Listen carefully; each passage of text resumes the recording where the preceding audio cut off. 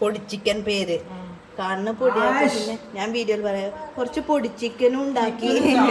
അപ്പൊ അതിന്റെ റെസിപ്പി ഒന്ന്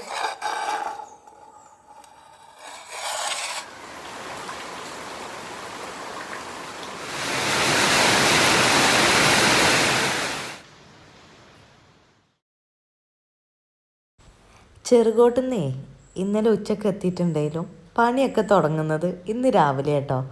മുറ്റത്തേക്ക് നോക്കുമ്പോൾ ഉണ്ടല്ലോ ആകെ കാടും മുറ്റൊക്കെ ഒരേപോലെ കിടക്കുന്നത് കേട്ടോ.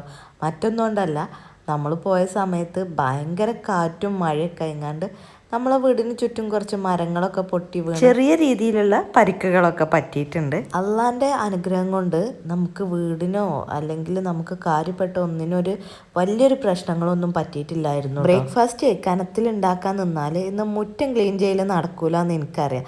അതുകൊണ്ട് തന്നെ നുറുക്കോതമ്പക്ക് കുറച്ച് പാലും തേനൊക്കെ ഒഴിച്ചിട്ട് നെയ്യിലൊന്ന് വഴറ്റിയിട്ടാണ് ഇന്നത്തെ ബ്രേക്ക്ഫാസ്റ്റ് റെഡിയാക്കിയത്. ഇതാ അവിടെ നമുക്ക് പുതിയ 2 ഗസ്റ്റും കൂടെ ഉണ്ട് കേട്ടോ. ഇനി ഇവരും കൂടെ നമ്മളെ ഫാമിലിത്തെ മെമ്പേഴ്സ് ആയിരിക്കും. വീഡിയോസിലൊക്കെ ഇൻഷാല്ലാ ചത്തിട്ടില്ലെങ്കിൽ കാണാം. ഇക്കി അപ്പൂസ് നേരത്തെ ചായ കുടിച്ചിട്ടുണ്ടായിരുന്നു കേട്ടോ. ഞാൻ ആ മുറ്റമൊക്കെ ഒന്ന് തീരുമാനമായിട്ട് വേണം അകത്തേക്ക് കയറാനെന്ന് വിചാരിച്ചിരിക്കുന്നു. അത്രത്തോളം ഉണ്ടായിരുന്നു കേട്ടോ. ഇലകളൊക്കെ വന്ന് അടിഞ്ഞിട്ടേ, പിന്നെ നല്ല മഴ ആയതുകൊണ്ട് മണ്ണൊക്കെ ഒലിച്ച് വന്നതുണ്ട്.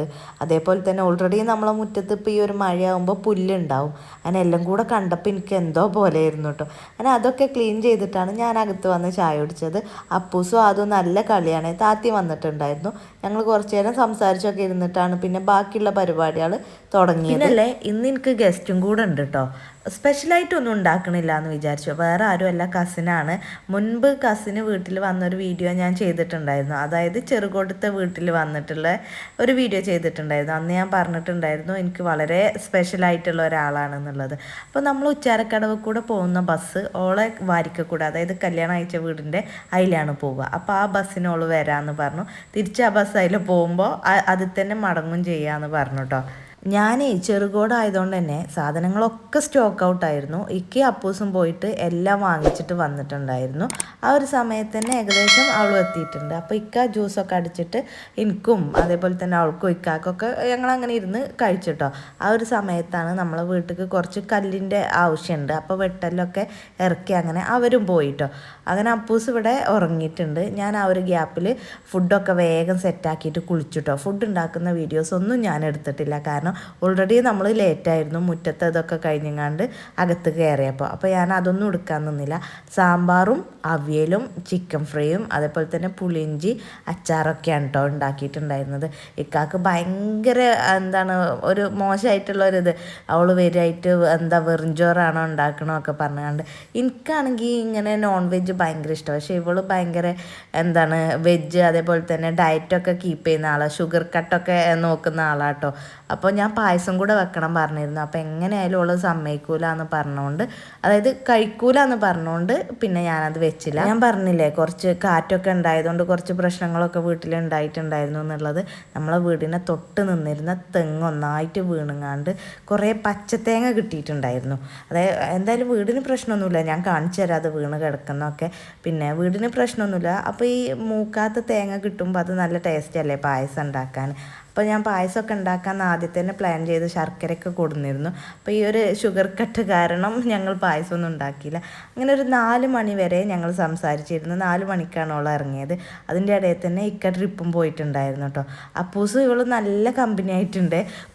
പൊമ്മി പൊമ്മി എന്നാണ് വിളിക്കുന്നത് കേട്ടോ. പൊന്നു എന്നാണ് വിളിക്കൽ, പക്ഷേ ഇവളെ പൊമ്മി പൊമ്മി എന്നാണ് വിളിക്കുന്നത്. അപ്പൂസ് ഉറങ്ങിയ ആ ഒരു ടൈമിലാണ് ഇവൾ പോയത്. ഇനി എണീറ്റാൽ എന്താകും എന്നറിയില്ല കേട്ടോ. കണ്ടോ അപ്പൂസ് ഇവിടെ നല്ല ഉറക്കമാണ്.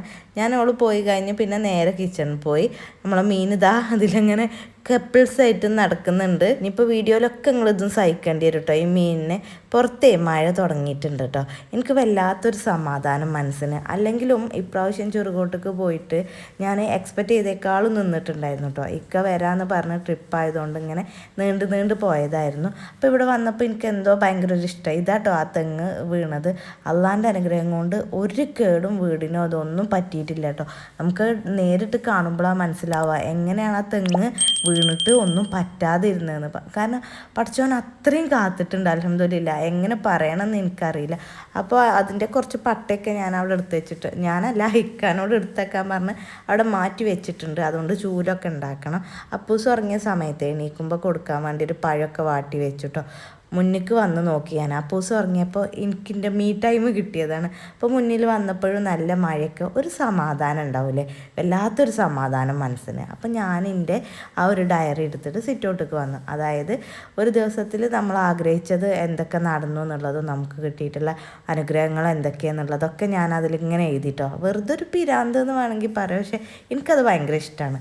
അത് കഴിഞ്ഞിട്ട് നിങ്ങൾ വീഡിയോയിലൊക്കെ ഇങ്ങനെ കാണാൻ വേണ്ടി ഒരു ബുക്ക് എടുത്ത് വായിക്കണ പോലെയൊക്കെ കാട്ടിയാൽ ഞാൻ വായിച്ചിട്ടൊന്നും കേട്ടോ, വെറുതെ കാട്ടിയതാണ്. അടുക്കള ഭാഗത്ത് വന്നപ്പോൾ വീണ്ടും മഴ നല്ല ശക്തിയിൽ പെയ്യുന്നുണ്ട്. അപ്പൂസിൻ്റെ ഊഞ്ഞാൽ ഇതവിടെ അതിൻ്റെ ചളിയൊക്കെ ഒന്ന് പോയിട്ട് വേണം കഴുകി എടുത്ത് വെക്കാൻ, അകത്തേക്ക് വെക്കാനെന്ന് വിചാരിച്ച് നിൽക്കുകയാണ്.